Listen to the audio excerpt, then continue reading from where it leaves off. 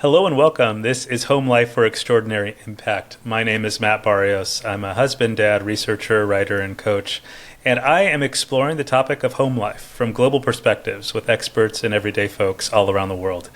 And I am really committed to one big research question, which is how do people set up their homes in order for those to be places of consistent growth, meaningful connection, and setting them up to make their greatest impact in the world. It's a big topic with, I think, multifaceted ways to explore home.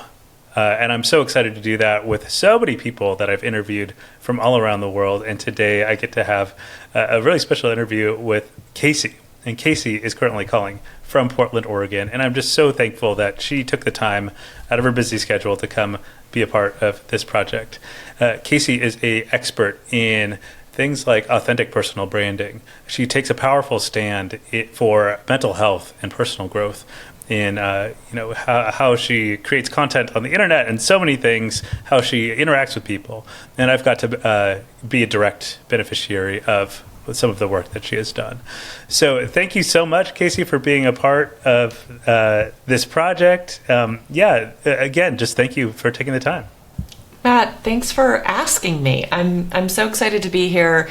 You have always struck me as one of the most authentic and just real humans in the world. And so I'm excited to have this conversation. I think the work you're doing is really important. If there's anything we've all learned in the last few years, it's that home life really matters. And I think a lot of us have been on this journey of trying to figure out what that means for us. And so I think it's a really beautiful kind of conversation that you're facilitating through this podcast. So I'm excited to be a part of it.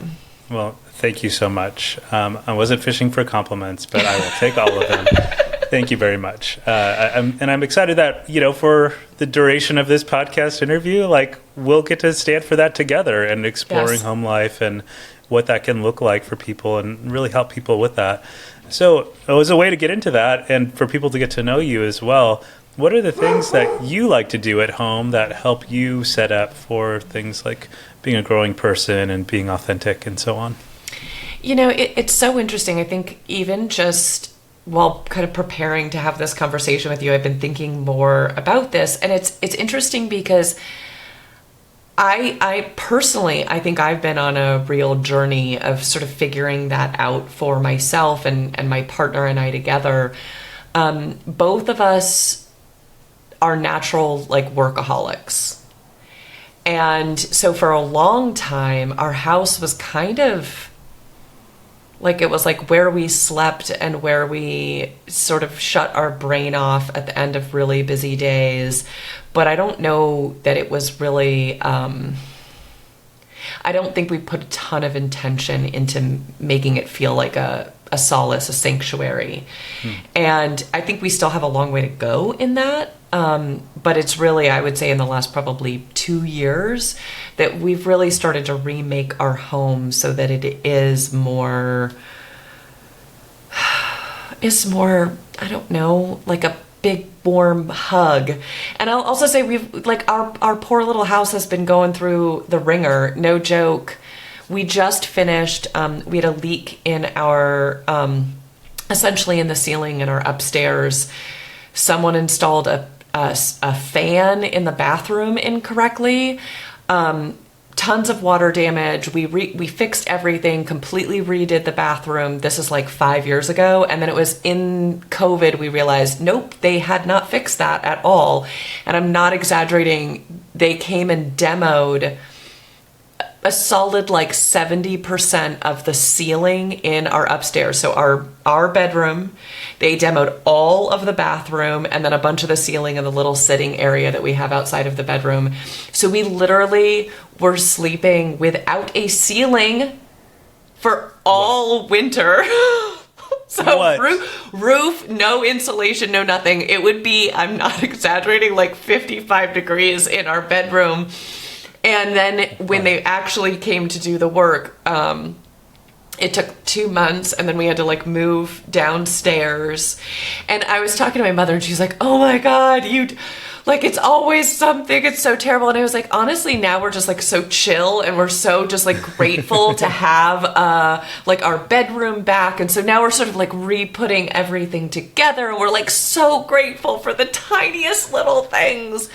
And so there's something kind of amazing about when, I don't know, we all know we appreciate things more after they get yanked away from us. And so now we're in that mode of, we're like, you know, redecorating the upstairs and making it feel homier and adding more plants and, you know, embracing the fact that we finally don't have a leak in the ceiling and like all these things. And so I think for us right now, it's we're on this journey basically of making home life feel as comfortable and as relaxing as possible. And so this last year has also been, my partner has a real green thumb, and he's completely transformed both the front and the back yards, like growing what he refers to as our food forest.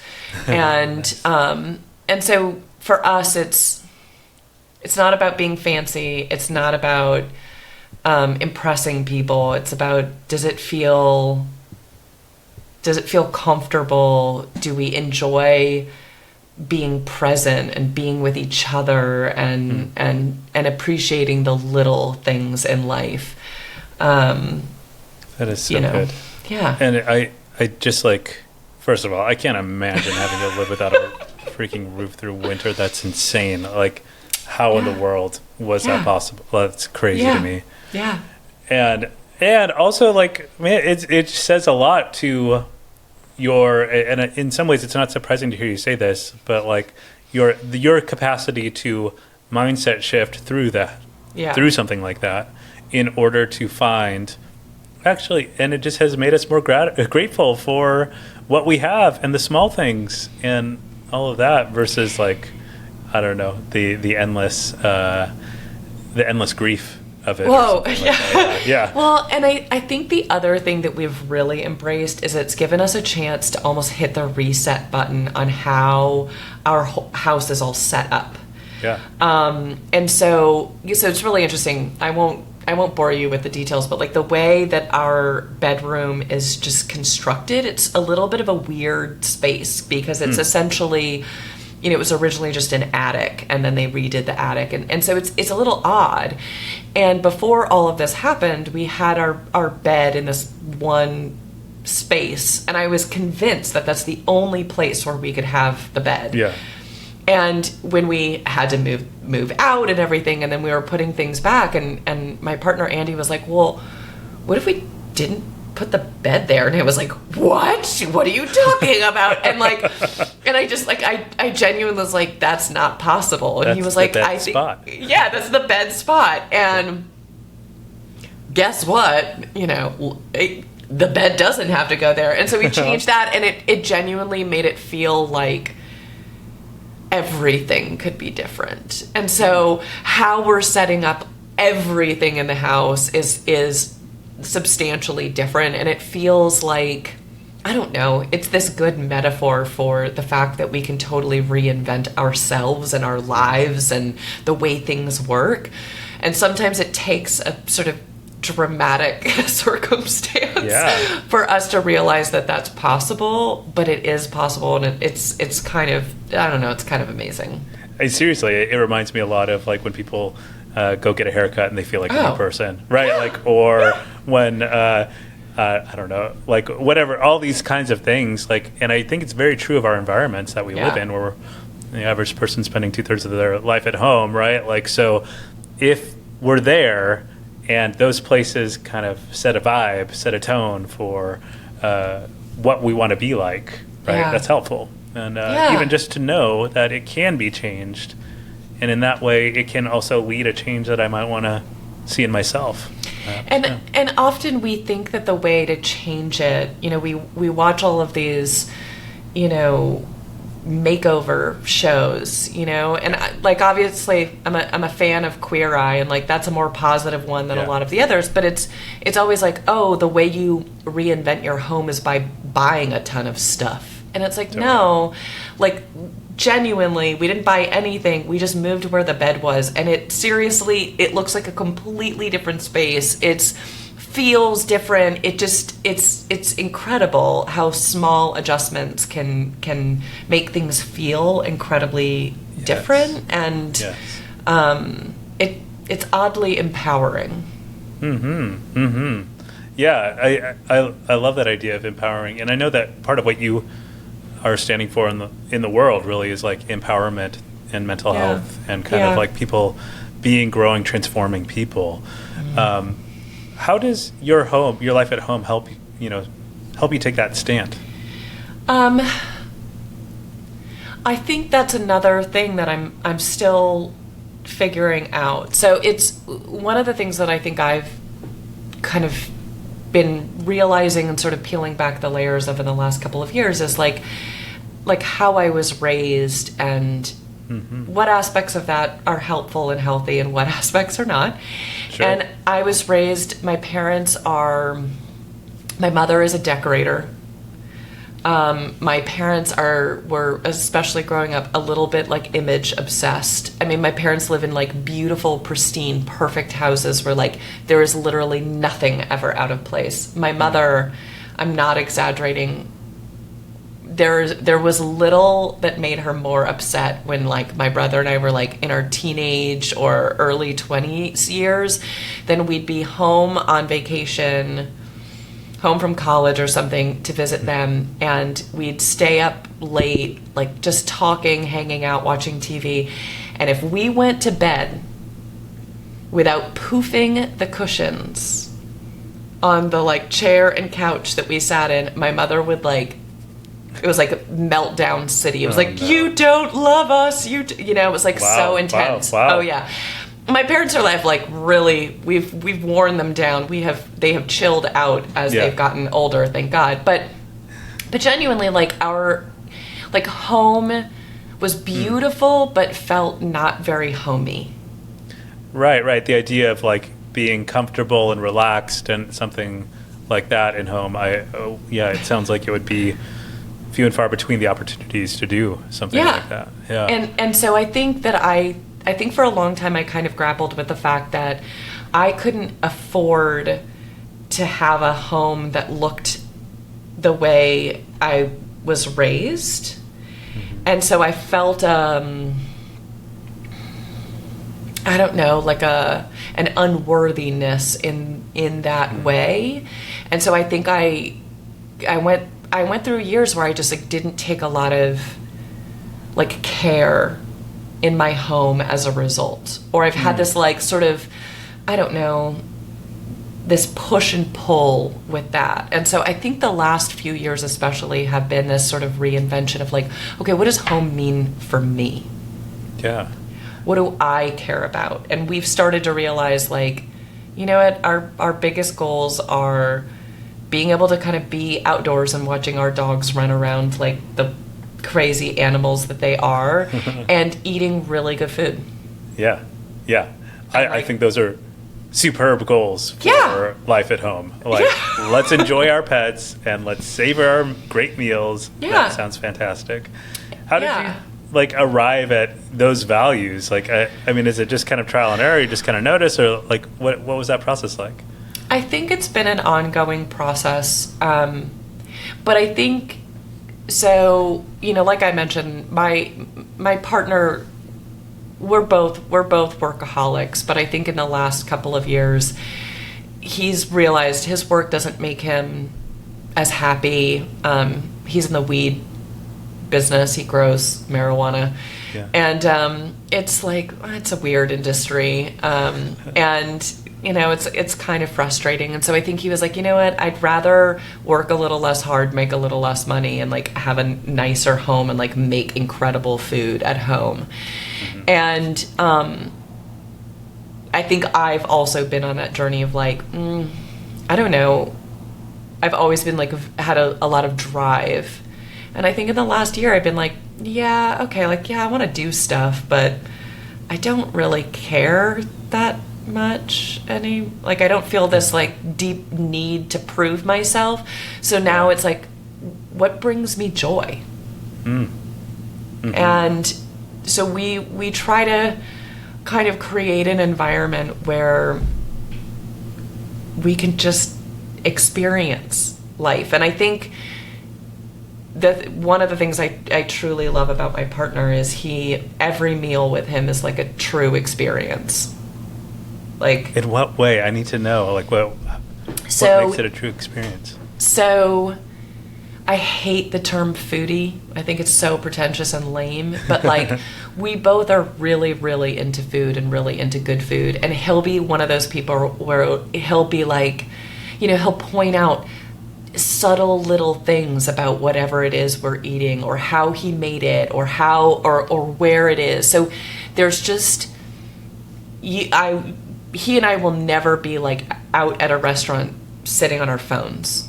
Like, that just doesn't happen. It's like, and what winds up happening, we're the people that, like, when we go to a great restaurant, we're sitting at the chef's counter and we're like watching them make it, and we're asking them questions, and we're like, and it is genuinely about like the entire experience, and like noticing things and appreciating it and just having fun with it. And we were always good about doing that when we were out, but not as good doing it at home.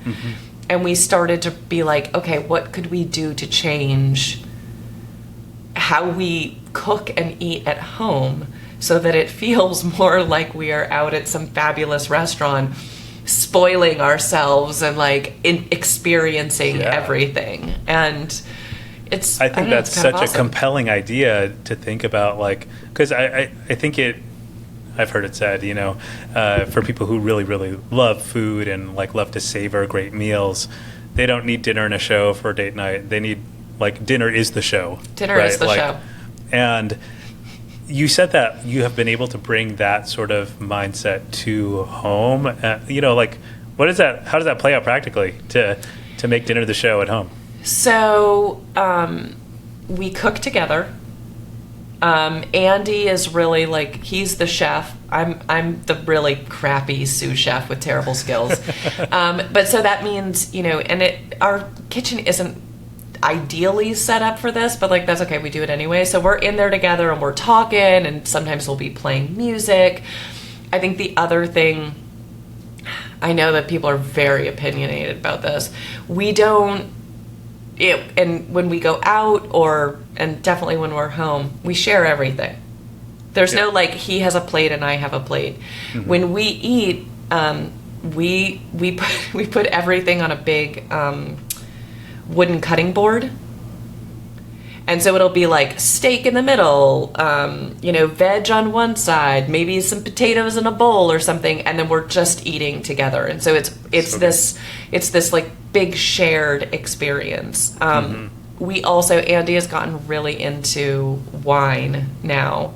And so he'll also be like, try to pick the perfect wine, and every now and then he'll be like, there'll be two, and he'll like make me do a blind taste test, and like, and it's more about like, can you find, I don't know, these like little moments of like shared joy and playfulness. In that whole experience. And so much focus on having a true shared experience. Even down to eating from the same plate and playing games with like the flavors of wines. Like, I love that because it is so easy to treat eating as like, just gotta get my nutrients in, and that's that, right? But this is a whole different way of going about food at home. When I'm eating like lunch by myself, it's like I'm sitting at my computer and I like scarf it down in 3 minutes. I mean, it's just, there's no, I'm not even breathing. It's just gone, and so and I think a lot of us are that way. And so there's something kind of amazing about, and I think this is true of everything, like mental health, personal growth, like all the rest, particularly in the world that we live in. Everything is rushed. Everything is rushed. And like, for what? Like, what are we rushing to? I mean, it would be one thing if it's like, oh no, I'm trying to squeeze every ounce of meaning out of every moment, but that's not it. It's like, I read this book, a few months ago that I'm kind of obsessed with called 4,000 Weeks, Time Management for Mortals. Highly, highly recommended. It's like the most philosophical book about time management, because it's not really about time management. His whole thesis basically is like the whole concept of productivity, even the idea that like time is a controllable asset was literally it's like a capitalist invention that didn't exist until we started having factories, and like it's a creation of the man. But like he genuinely is like, look, the whole concept of productivity, all we're doing is trying to get more tiny tasks done so that we can just get more stuff done. There's no moment where you're like, oh, I've done enough, I can slow down. Like, yeah. And we're all rushing through life, and we're missing the stuff that really matters. Mm-hmm. The moments with our family, the moments with the people that we love, like just experiencing new things. And so I think the concept I've been kind of obsessed with over the last couple of years is doing everything I can to slow the F down. Mm-hmm. Mm-hmm. And eating is probably one of the most enjoyable and maybe easiest ways for me to do that, because I'm not very good at doing it in like literally anything else. I think there's optimization culture that is brought to us by the engineering mindset and pack it all in and all of that, a factory mindset. I think it totally hits a barrier when it comes to quality of life at home. Actually, like you can't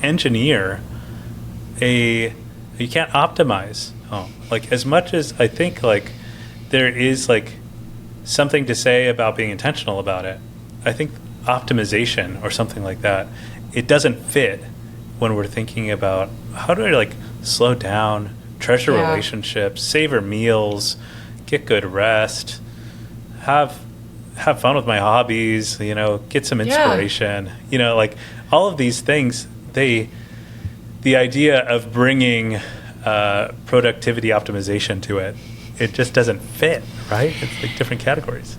Well, I think what's interesting is like, I think there are ways that we can optimize like how our home is set up so that we spend less time cleaning, or we spend like, there's ways to optimize so that it's easier to spend more time on the things that matter. But I think we get into this habit, and I know I am so guilty of this, of optimizing for optimization's sake. And like kind of missing the point. And something my therapist brought up with me a while ago, where I was like, I don't know, I was like talking about my meditation practice, and he was like, I don't know, the way you talk about this, it just sounds like another box that you're checking off. Like it feels like it's kind of missing the point. Yeah. And I was like, oh, like, and he was 100% right. And he also makes jokes that my default setting is more of a human doing than a human being. Sure. And truly, like, I think what I am on this journey sort of grappling with is like, okay, when I'm not actively doing stuff, who am I? Mm-hmm. Like, what am, like,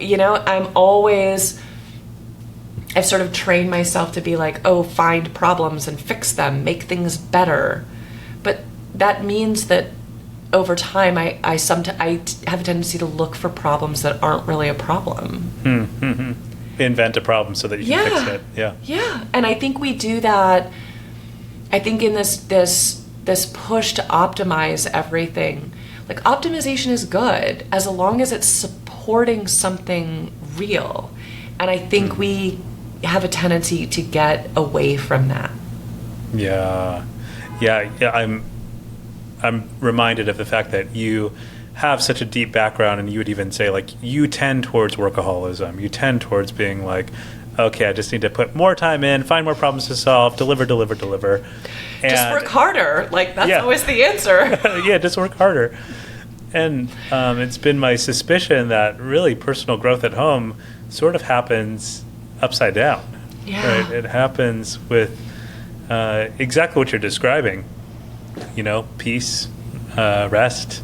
Yeah, taking a really savoring, lazy slowness. bath, like finding the ways, finding the practices, those little moments to stop doing. Mm-hmm. And for people that are like me, the human doings, not the human beings, dude, it's uncomfortable and it is awkward and it's hard. But I think home can be supportive in that. Like you can create these little nooks in your house or these little, places or environments that make you feel like rest is the point, not some sort of reward that you have to earn or something. Mm-hmm. Or a defeat, right? Or a defeat. Like you weren't able to push it all the way through or something. Yeah. So you got to sleep. Yeah. I think I'm just so glad we're getting at this because I think so often there is this pressure to perform on high levels that comes with our jobs and our relationships or, our family upbringing, so many different things. And I think it's refreshing to hear somebody who has been high performing, really hard working, all of that, to see this thing of like, actually, you know what? This isn't bringing about the sort of quality of life that I hope to have. And I'm interested in exploring this change. Yeah. I'm curious if there have been any, like practices or habits that have been supportive for you in slowing down and so on. There have been a few, and I will say, I'm just going to be clear to anybody listening, they'll sound mildly horrifying if you are remotely the way I am, where it's like, no, I work hard to not feel bad about just not doing anything on a Saturday. And yeah, that means my house is messier than I would like it to be. I don't know how people have children because we have 2 dogs and our house is it's like a bomb exploded. I don't know how people with kids do it. But being, I don't know, kind of having compassion for myself and I'm just tired and I just don't really want to do anything. And that's okay. The other thing I will also say that was good about all of the construction in the house, I didn't have access to my closet for 2.5, 3 months. And I brought everything that I thought that I would need into the downstairs closet because we were sleeping there for that time. And it was great because at the end of those 3 months, I was like, oh, I literally did not miss anything. I mean, there was maybe one pair of jeans where I was like, I wish I had those.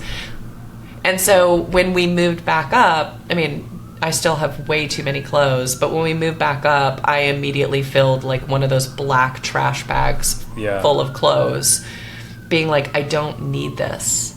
Yeah. And going through that process of giving yourself the freedom to be like, I just don't need all this stuff.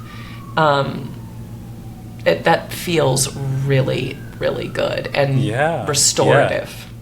Yeah, definitely. To realize what's functional and what's kind of unnecessary, dead weight. That is clogging up your closet, your space, but also your mind on some level. Oh yeah. I'm curious on this note of possessions and stuff. Yeah. Do you have any prized possessions, things that you really love or care about? Not really. And it's interesting. I was thinking about this. I have things that I care about. So I've given you a little bit of context into my family, but when this is about a decade ago, so my parents were my mother was in her late 60s, my father was in his early 70s, and they wanted to kind of downsize their house a little bit. And so they bought a new house, but it needed a bunch of work done, so they couldn't move in for a while. And they put their house on the market, and they thought it would take a while to sell, and it sold almost immediately. So they had to move. They had to put almost everything they owned into storage, and they like rented an apartment for a year. And when they moved into the new house and they called the storage company that had taken all of their stuff, the storage company, this is like the worst story ever, literally they didn't have a big enough storage unit to house all of my parents' things. So they had rented another storage unit and they forgot to pay the bill on it. What? And those people literally like auctioned off all of my parents' things. So we're talking like, 3 generations of like art and antiques, literally every family photograph, like, and this is after we moved around quite a bit when I was growing up. So already I was like, you're always moving. Every time you move, you're like, well, I don't need to move this. And then you move a bunch of things, and when you're unpacking, you're like, why did I bring this? And you start to get much more sort of ruthless about what you really need when it comes to stuff. And then my parents having this experience, I think it really got me to this point where like, I have things that I enjoy and I like. There is almost nothing that if I lost it tomorrow, I would be really all that upset about. Mm-hmm. I have my great-grandmother's locket. That's probably the only thing that if I lost it, I would like really be upset. Everything else is like, it's just stuff. It's just stuff. Yeah, yeah. I mean, talk about a really difficult and kind of sad story to teach you the lesson of it could all go and it could get lost and could get auctioned off unexpectedly. Like, how crazy. Oh, yeah. So but to not form too much attachment to it. But I'll also say, I explained my mother's sort of obsession with like the perfection in her house.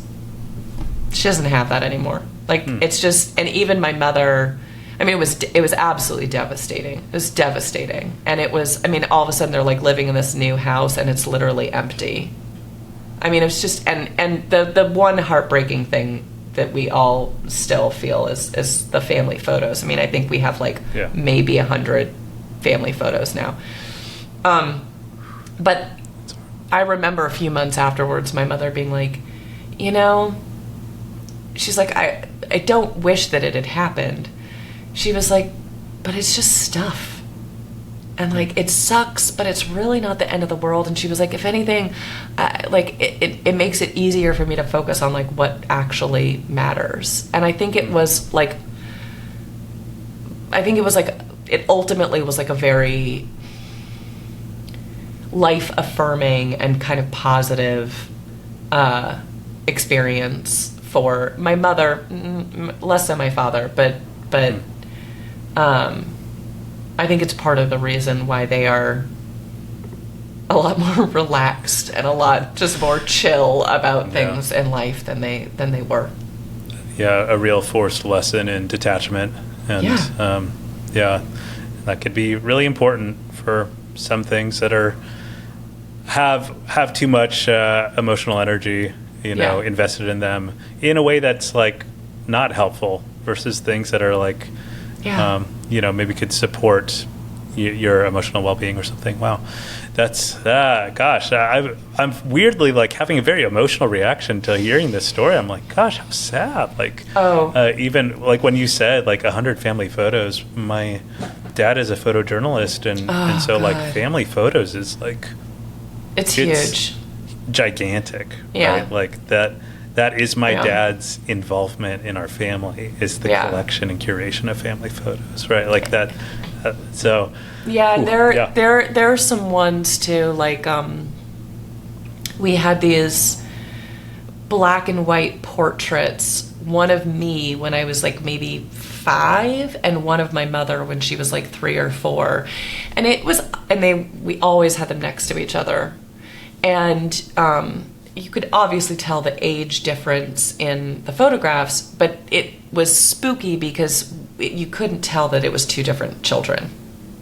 Like we looked so identical, and like I loved that. I loved being able to like see that connection, and it was really interesting when it happened. Like I was always a little bit conflicted about having kids, and when it happened, like almost immediately it was like, I want to have children. Wow. And I was like, and honestly it was like when all of a sudden you like don't have this connection to your past, it felt like that I had this like weird knee-jerk reaction of like wanting to find connection to my history, but through children. That wound up not lasting, but like it was and I remember thinking it was really fascinating at the time of like how each of us responded. Yeah. And I think the other thing is like, which is amazing, my parents are very social, and their friends were incredible. Like my mother said she was like didn't get out of her nightgown for probably like a week, and then her girlfriends came over and was like, get up, you're taking a shower, you're getting dressed, we're going shopping. And they like took her to go like get a few things for the house, and like and it was and their community really like rallied around them in a way that was also really amazing. And I think that's another thing about home life that I don't do that much of, but I grew up with parents that like they are always throwing parties and there are always people in the house, and which is kind of amazing. Yeah, it is. I mean, social life out of the home is a different kind of thing. Yeah. You know, invite people into your space. There's a vulnerability and intimacy there with that. Yeah. Yes. I'm a huge advocate for that. So. Yeah. Well, gosh, Kasey, this has been such a wonderful conversation. I'm so thankful. I feel like it just went places where I wouldn't have anticipated it to go.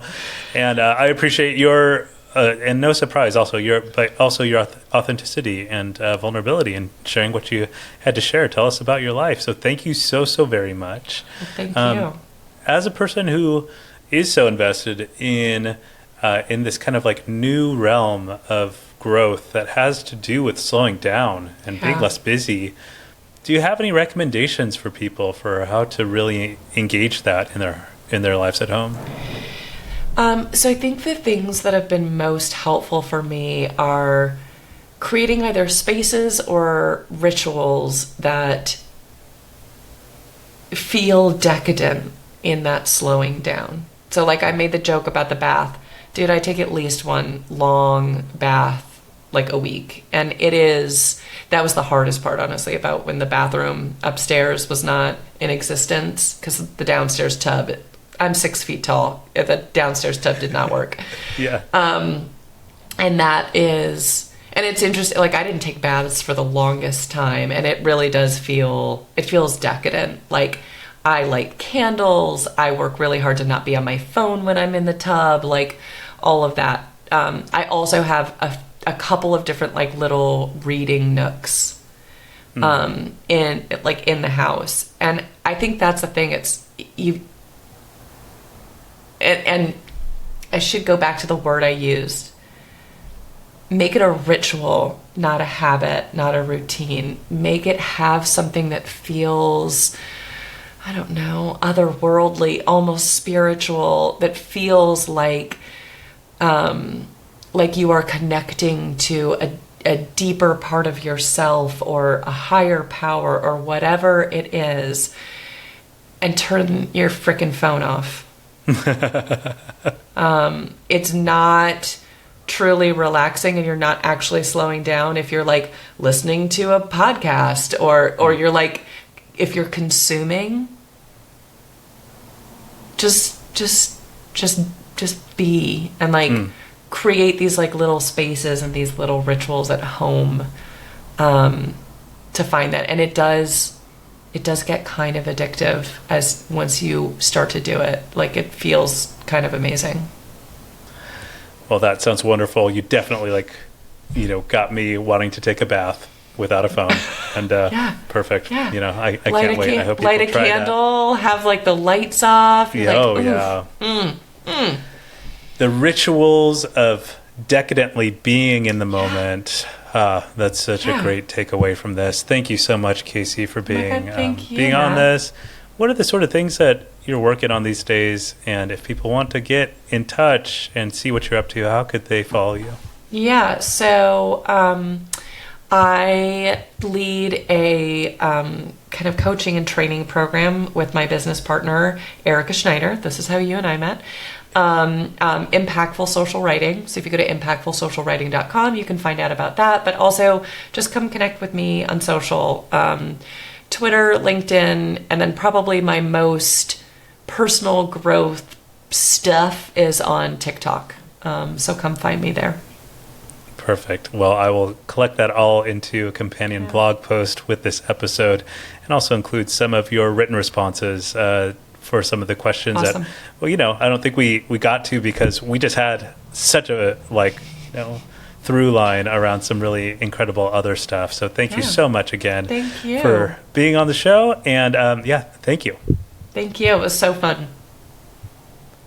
Thanks for listening to Home Life for Extraordinary Impact. I hope you enjoyed listening as much as I enjoyed putting it together for you. Please take a moment to rate it, like it, and subscribe wherever you have listened or watched. If you really loved it, check the link in the show notes to become a premium subscriber to support the ongoing work of this project and to unlock some exclusive premium episodes. Home Life for Extraordinary Impact is a project of Home Life Design Lab. Find out more at homelifedesignlab.com, where you can sign up for the newsletter and follow along on Instagram and TikTok. Thanks.